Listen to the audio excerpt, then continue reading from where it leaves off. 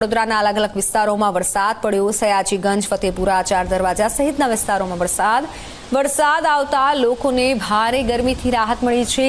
અસહ્ય ગરમીથી લોકોને રાહત મળી છે અને વડોદરામાં પણ જોરદાર વરસાદી માહોલ જામ્યો છે। વડોદરા શહેરમાં વિધિવત રીતે ચોમાસાની શરૂઆત થઈ ચૂકી છે। આપ જોઈ શકો છો કે સિઝનનો પહેલો વરસાદ વડોદરા શહેરમાં અત્યારે વરસી રહ્યો છે। જે રીતના ધીમી ધારે જે વરસાદની શરૂઆત શહેરમાં થઈ છે, જેમાં શહેરના અલગ અલગ વિસ્તાર જેવા કે સયાજીગંજ, ફતેગંજ, રાવપુરા, નિઝામપુરા, ચાર દરવાજા વિસ્તાર, ગોત્રી, અલકાપુરી, જેતલપુર, આજવા રોડ સહિતના તમામ વિસ્તારોમાં અત્યારે ધીમી ધારે જે વરસાદ છે તેનું આગમન થયું છે અને વરસાદનું આગમન થતાની સાથે જ વડોદરાવાસીઓ ખૂબ ખુશ થઈ ગયા છે, કારણ કે ગરમી અને અસહ્ય બફારાના કારણે લોકો ત્રાહિમામ પોકારી ઉઠ્યા હતા।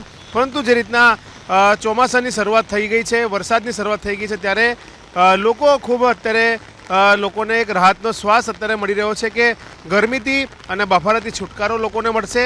ખેડૂતો પણ ખુશખુશાલ થયા છે, કારણ કે તેમને વરસાદની રાહ જોઈને ઘણા સમયથી તેમને જે વાવણી કરી હતી, જે ખેતી કરી હતી, તેમાં પણ તેમને ફાયદો થશે।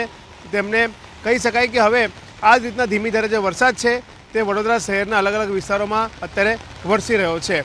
કેમેરામેન મુકુંદ દવે સાથે રવિ અગ્રવાલ, જી 24 કલાક, વડોદરા।